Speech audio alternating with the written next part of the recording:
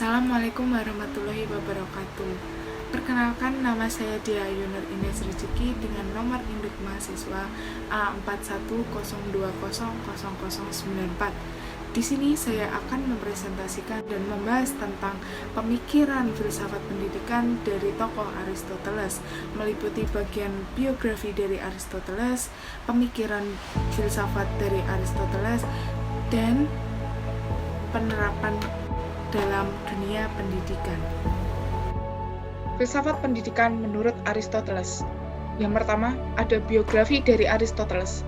Aristoteles adalah seorang filsuf Yunani, murid dari Plato dan guru dari Alexander Agung. Beliau menulis di banyak mata pelajaran termasuk fisika, metafisika, puisi, teater, musik, logika, retorika, politik, pemerintahan, etika, biologi, dan zoologi. Aristoteles adalah seorang cendekiawan dan intelek terkemuka. Mungkin sepanjang masa, umat manusia telah berhutang budi padanya untuk banyak kemajuannya dalam filsafat-filsafat dan ilmu pengetahuan, khususnya logika, metafisika, politik, etika, biologi, dan psikologi. Aristoteles dilahirkan pada tahun 384 sebelum Masehi di Stagira, suatu kota kecil di semenanjung Kalci, di yang menonjol di sebelah barat Laut Egea. Ayahnya, Nikomakos, yang sebagai dokter merawat Amintas II, Raja Makedonia, mengatur agar Aristoteles menerima pendidikan yang lengkap pada awal masa kanak-kanak dan mungkin kemudian mengajarnya dalam pengamatan gejala-gejala penyakit dan teknik pembedahan. Baik ayah maupun ibu Aristoteles, Paestis, mempunyai nenek moyang terkemuka.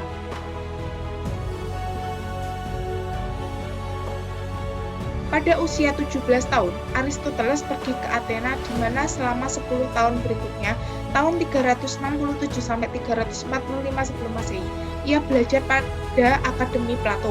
Ia segera ditunjuk untuk membacakan karangan-karangan ahli filsafat besar tersebut kepada para siswa yang lain sebagai seorang asisten, dan pada akhirnya mulai menulis karya-karya sendiri dengan menggunakan catatan-catatan tentang kuliah-kuliah Plato dan mengkritik beberapa dari kuliah-kuliah tersebut. Tidak lama setelah meninggalnya Plato tahun 347 sebelum Masehi, Aristoteles mengadakan perjalanan ke istana Hermias, seorang bekas budak dan mahasiswa pada akademi tersebut yang telah menjadi penguasa Yunani di Artaneus dan Assos, Asia Kecil, dan ia telah mengawini seorang anggota keluarga Hermias.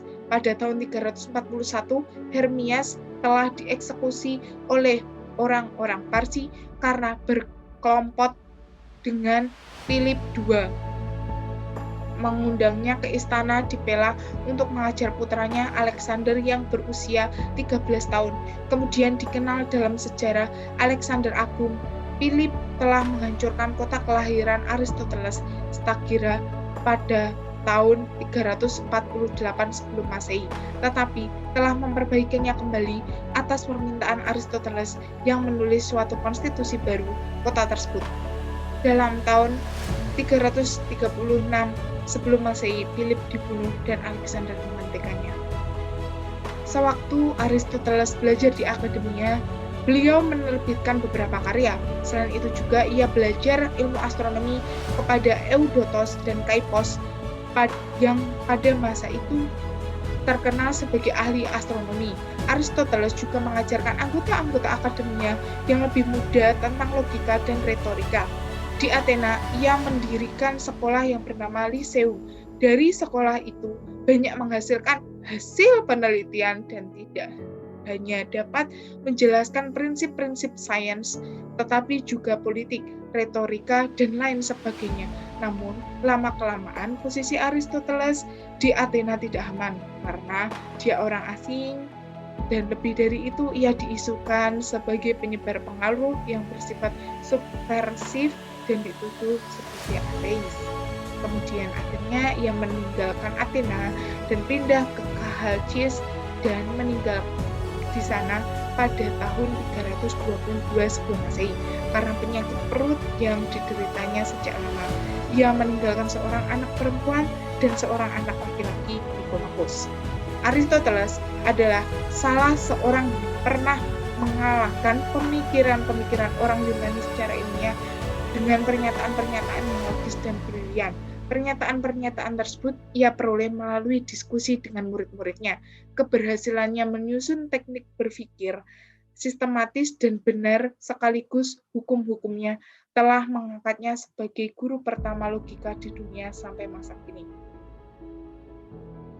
Pemikiran filsafat. Pemikiran filsafat Aristoteles berkembang dalam 3 tahapan. Yang pertama, ketika dia masih belajar di Akademi Plato, ketika gagasannya masih dekat dengan gurunya tersebut. Kemudian, ketika dia mengungsi, dan terakhir, pada waktu ia memimpin Lyceum mencakup 6 karya tulisannya yang membahas masalah logika yang dianggap sebagai karya-karyanya yang paling penting. Selain kontribusinya di bidang metafisika, fisika, etika, politik, ilmu kedokteran, ilmu alam, dan karya seni. Di bidang ilmu alam, ia merupakan orang pertama yang mengumpulkan dan mengklasifikasikan spesies biologi secara sistematis. Karyanya ini menggambarkan kecenderungannya akan analisa kritis dan pencarian terhadap hukum alam dan keseimbangan pada alam, berlawanan dengan Plato yang menyatakan teori tentang bentuk-bentuk ideal benda. Aristoteles menjelaskan bahwa materi tidak mungkin tanpa bentuk karena ia ada atau eksis. Pemikiran lainnya adalah tentang gerak, gimana dikatakan semua benda bergerak menuju satu tujuan.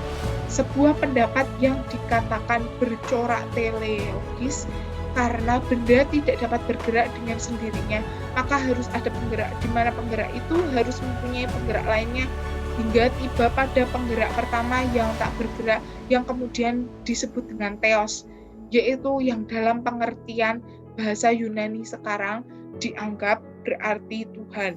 Logika Aristoteles adalah suatu sistem berpikir deduktif yang bahkan sampai saat ini masih dianggap sebagai dasar dari setiap pelajaran tentang logika formal.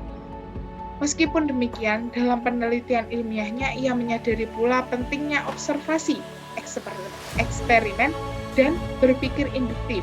Hal lain dalam kerangka berpikir yang menjadi sumbangan penting Aristoteles adalah silogisme yang dapat digunakan dalam menarik kesimpulan yang baru yang tepat dari kedua kebenaran yang telah ada. Misalkan, ada 2 pernyataan atau premis. Yang pertama, setiap manusia pasti akan mati. Itu termasuk premis mayor. Dan yang kedua, Socrates adalah manusia. Itu berarti premis minor. Maka dapat ditarik kesimpulan bahwa Socrates pasti akan mati. Bila orang-orang Sophis banyak yang menganggap manusia tidak akan mampu memperoleh kebenaran, Aristoteles dalam metafisik menyatakan bahwa manusia dapat mencapai kebenaran. Tuhan itu menurut Aristoteles berhubungan dengan dirinya sendiri. Ia tidak berhubungan dengan atau tidak memperdulikan alam ini. Ia bukan pesona, ia tidak memperhatikan doa dan keinginan manusia. Dalam mencintai Tuhan, kita tidak usah mengharapkan ia mencintai kita. Ia adalah kesempurnaan tertinggi dan kita mencontoh ke sana untuk perbuatan dan pikiran-pikiran kita. Pandangan filsafat lainnya tentang etika adalah sarana untuk mencapai kebahagiaan dan merupakan sebagai barang yang tertinggi dalam kehidupan. Dan yang terakhir, ada penerapan dalam dunia pendidikan. Penerapan dalam dunia pendidikan, Aristoteles berkata bahwa negara sebaiknya memberikan pendidikan yang baik bagi semua anak-anak, serta mempunyai suatu sistem sekolah negeri yang wajib bagi putra-putra semua warga negara, tetapi sistem tersebut terdiri dari pendidikan fisik dan latihan militer. Dalam pandangannya, pendidikan universal sebaiknya mencakup olahraga, senam, musik, kesusastraan, ilmu pengetahuan, dan latihan moral. Pendidikan tersebut mungkin saja memasuki dunia pendidikan. Tidak dapat dipungkiri, saat ini lembaga-lembaga pendidikan juga telah memasukkan mata pelajaran olahraga, ilmu pengetahuan maupun kesusastraan dalam kurikulum. Sedangkan musik dan latihan moral bisa diterapkan saat kegiatan ekstrakurikuler. Dalam rangka pendidikan yang lebih tinggi, ia nampaknya setuju dengan Plato tentang nilai-nilai matematika, fisika, astronomi, dan filsafat. Ia menyatakan bahwa putra-putra semua warga negara sebaiknya diajar sesuai dengan kemampuan mereka. Suatu pandangan yang sama dengan doktrin Plato tentang perbedaan individual. Disiplin merupakan hal yang esensial untuk mengajar para pemuda dan kaum laki-laki muda untuk mematuhi perintah-perintah dan mengendalikan gerak hati mereka. Bagi semua pelajar, Aristoteles menggambarkan tentang idealisme yang tinggi, ketekunan, pengamatan dalam hal yang cermat dan berpikir secara lugas. Untuk mendorong berpikir lugas, diharuskan menemukan kebenaran yang tak logos, salah atau kontradiktif dari fakta-fakta atau observasi. Aristoteles mendirikan ilmu pengetahuan tentang logika, atau ia menyebutnya analitik, yang mengemukakan prinsip-prinsip penalaran yang benar. Demikianlah pembahasan saya tentang pemikiran filsafat pendidikan dari Aristoteles. Kurang lebihnya saya mohon maaf. Wassalamualaikum warahmatullahi wabarakatuh.